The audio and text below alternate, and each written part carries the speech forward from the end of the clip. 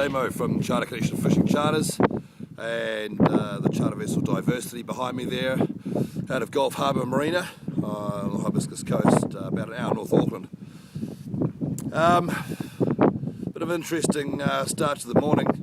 We've got a strong wind advisory in force. Just hold my hat on there. We've got a strong wind advisory in force from Met Service with a southerly gusting 25-35 by lunchtime and easing to sort of 25-20 later on this afternoon tonight. So when the crew came down this morning, we gave them the option and said, look, listen fellas, do you really want to go in sort of 30 knots of southerly? It's not that the weather bothers me, and nor does the conditions that brings, but it's more that stiff southerly can really shut things down on the Gulf. And if I was doing it for myself, I would probably not want to go, and I'd stay at home and do other things, preferably not chores or shopping or anything like that, but other stuff, guy stuff in the man cave, So anyway, I gave the guys the option, and we had a bit of a chat about it, and they're all pretty keen guys, and I could just tell by looking at the quality of gear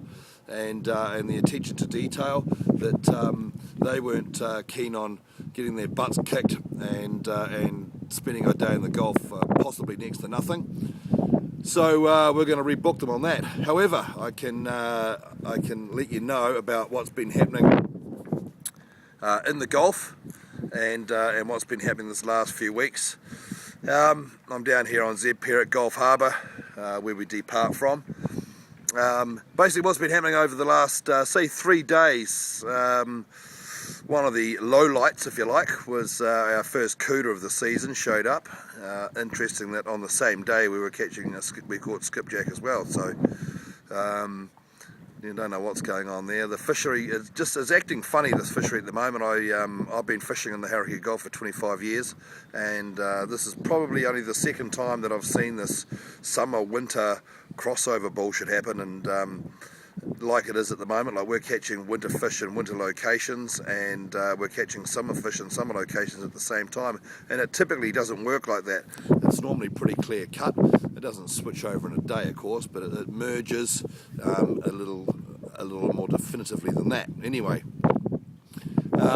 so out on the 50 metre east of Carwell and across the other side of the telecom cable, I have to be careful with my wording when I say across the telecom cable, because I got the Deodar came up and saw me about some wording that I once said about saying fishing across the telecom cable.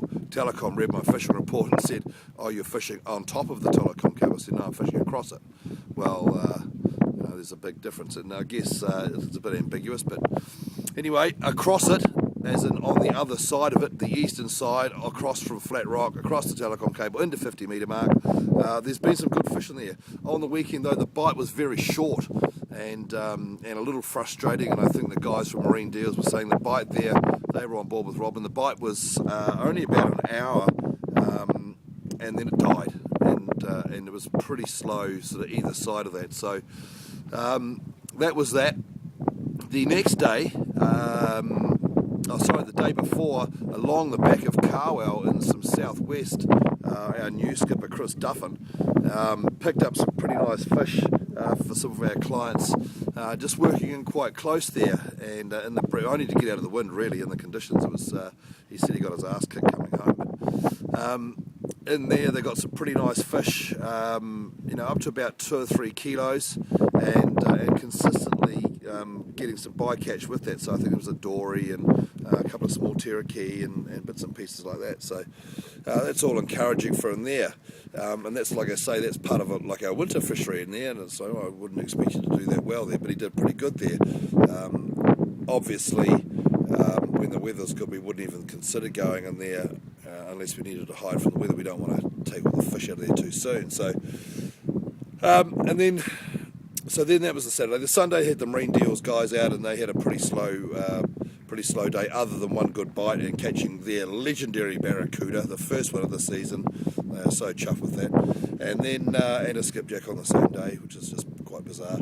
And then yesterday, the fish seemed to be like asleep or something stupid was happening there, because I was seeing them and they were there, and they were holding up hard up against this brick that I was fishing. I'm not going to tell you where, but it was sort of just off the side of Carwell there, and I've heard some good stories coming from it. And it was pretty good. It was at 50 metres north of Flat Rock, about 2 miles. There you go, I did tell you. And I could see the fish there. There was definitely some real nice sort of Nike shapes, eyebrows if you like, and that whoosh mark on the Nike shoe or Nike clothing brand.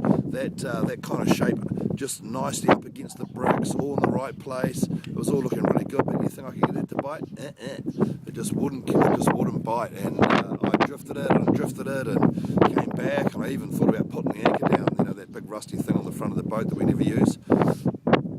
I went through there with soft baits and with jigs, and I just couldn't get nothing to bite, so I left it alone, and I thought, oh, it's just a bite time and maybe I can come back to that a bit later on.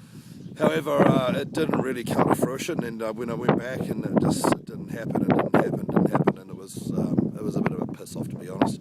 And then I finally got onto a bit of fish south of Flat Rock in the 60 metre hole there. It's on the charts, easy to find, and I found the fish there hanging right at the southern end, just as this gut comes down, if you like, and they were hanging right at the southern end just as it starts to come up, and I got some fish out of that. And then I also got a few more fish in the Tirri Channel just on the way home, in the 27 metre line. It's basically the 30 metre contour line dips into the channel. You can have a look at that on your chart or your chart plotter. It comes down and there's a little dip into the Tirri Channel, dips back out and goes across towards Wangapara. Well, just on the little corner of the dip there was some fish hanging in there as well. There's a little bit of scrubby foul there if you have a look around with your sounder. It's really low and flat, but it is a little bit of foul, I know, because I've pulled some up on the anchor before. So, and today, like I said, we've decided not to do it today. I'm thinking that's probably a good option, because going out at 30 knots doesn't particularly wind my crank anymore. I used to do it all the time, even for a living. Now that I don't make any money from it, there's no point going out and roll bowling and arseholing everyone around for 8 or 9 hours on an unproductive day, or for some real small fish along the back of Waiheke out of the wind or something like that. These guys weren't into that. This guy wasn't into it, and that's me signing off. Charter Connection, Charter Vessel Diversity, www.charterconnection.co.nz.